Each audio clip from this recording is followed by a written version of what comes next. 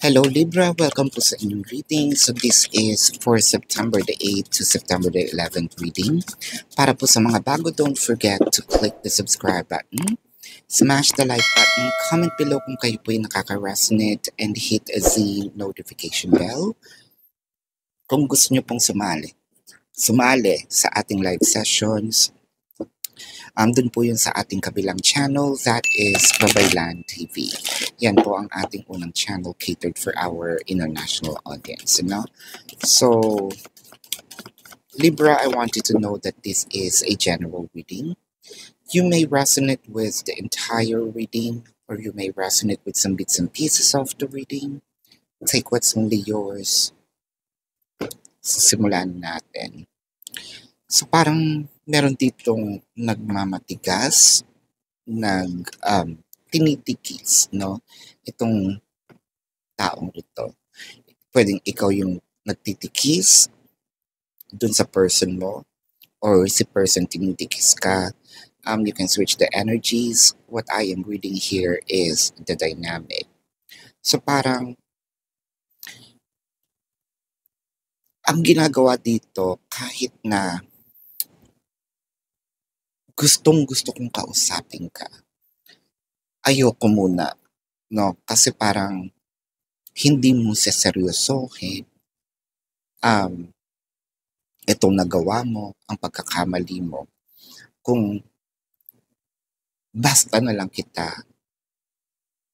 papatawarin, kung basta na lang kita sabihin natin bibigyan agad ng chance, no? I feel like ginagawa ko ito and even sacrificing my own happiness kasi alam mo namang mahal kita, di ba? Alam mo naman na hindi naman mabubura agad-agad itong emotion ko sa'yo. Hindi kita kinakausap kahit masakit sa akin para magtanda ka, matuto ka, no? Ang sakit kasi, ang nagiging kalaban natin dito is yung sarili din natin, no? With the throat chakra in here, parang wala rin naman ng mangyayari kapag basta kita pinatawad, basta na lang tayo uli nag-usap, or kapag nag-explain ako agad, no? Feeling ko ilang beses na rin nagawa, no? Ang gusto ko lang maintindihan, no? Naaalala mo pa rin ba ako? No, may ginagawa ka ba habang we are in separation, no? Separation here can be physical or energetic, all right? Physical, the person might be in a different city, state, county, country, different continent, no? Or energetic, yun nga, hindi nag-uusap, may naka-block probably. It might be a combination of both. Pero kung sino man ito, no, na tinitikis ang kabila, nalulungkot din, no, sa mga nangyayari. Again, you can switch the energies. What I am reading is the dynamic. The Lovers and the Moon card. So para kasing ang nagiging issue dito, no, is para kawalan ng security. Kasi hindi ma-feel or hindi mag-question, no, itong kung sino man, no, sa inyong dalawa. May isa dyan na I feel like I am questioning your love for me. No, I feel like you are not sincere. I feel like you are not being truthful, no, to me. Ang bigat kasi major arcana agad, no, itong dalawa. Siguro tinatanong din dito, are you the person, no, that is meant for me? I don't know. I don't know anymore. No. Uh, Another major arcana, the Hierophant, and the major arcana na naman, and the Strength card. So, ganun ka-intense. It felt like matagal ko nang napapansin, matagal ko nang, you know, nanonotice, pero hindi lang ako nagsasalita. Probably someone called the other person out. Wow, with the Strength card, I feel like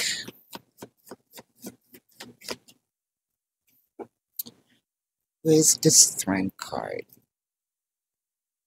so parang pinipilit, merong isang nagpupumilit, kausapin mo na ako. Hindi pa nga ako healed.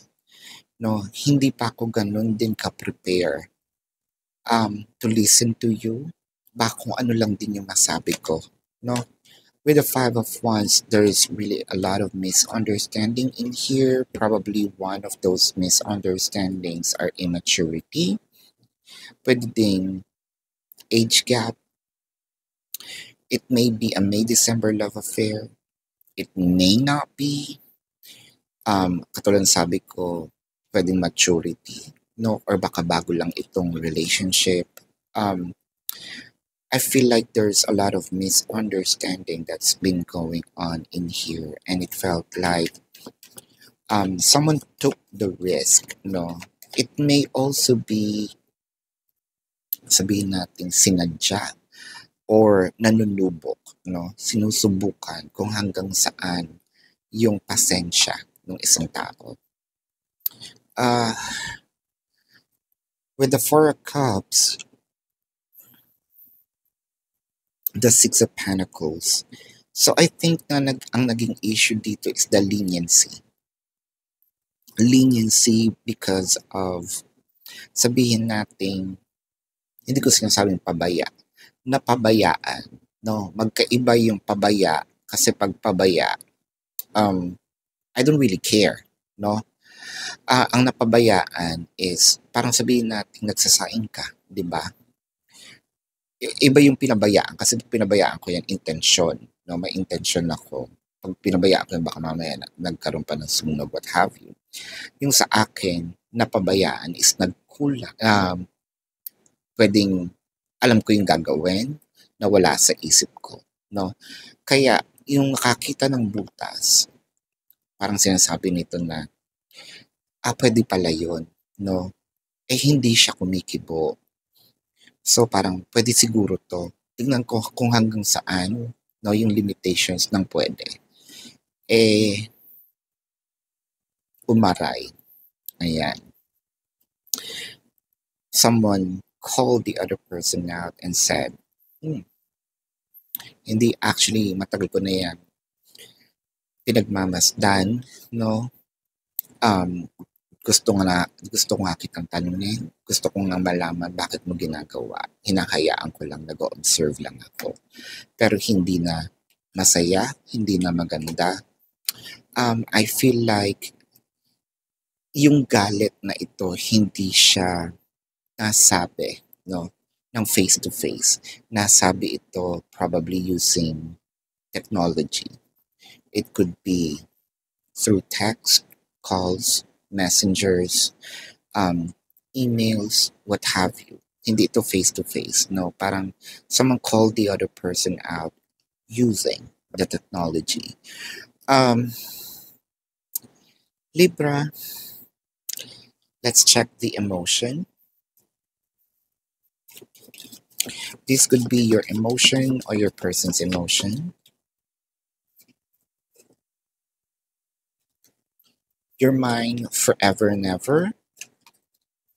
I've been fighting a battle I can't win. So, parang ito nga, no? Lumalaban ako sa isang gera na hindi ko alam kung kakampi kita o baka sumuko ka na, no? Sa akin, mananatili ka sa puso ko. Pero ang hirap din naman kasing lumaban kung yung pinaglalaban mo is sumuko na. No? Let's check the zodiac sign of your person. Now, this could be their sun sign or a placement in their chart.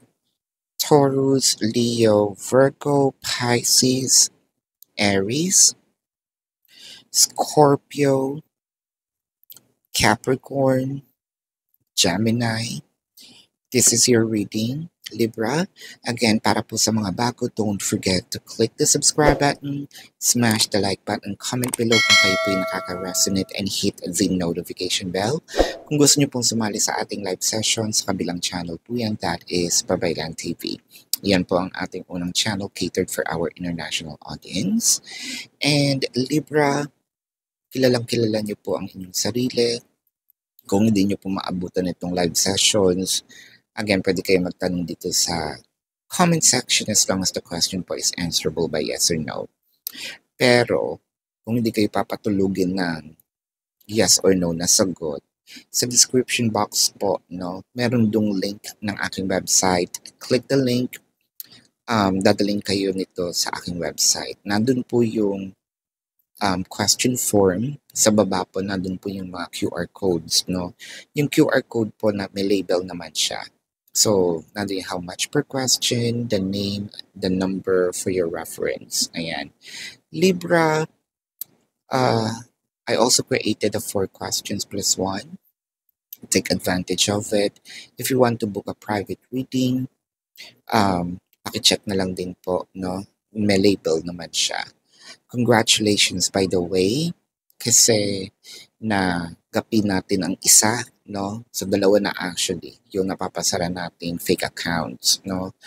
Keep doing it, no? Malapit na bumunot ng winner sa ating free reading. All you need to do is to report those fake accounts and then screenshot, send it to the designated email para makapunot. So Libra, kung hinahanap po ninyo yung ibang readings, especially dun yung mga ex readings, no, yung exes, yung mga dating karelasyon, ayan, nandun po yan sa Facebook. Hindi po yan napopost dito sa YouTube. So follow me on Facebook. Kung hindi nyo mahanap yung Facebook account, dun po sa question form, bumalik kayo dun sa website. Meron po dong mga icons or logos, no, ng social media. Click nyo lang po yun, i-route na kayo doon. So Libra, this is your reading. Love and light. Namaste. See you po sa susunod na reading. Goodbye.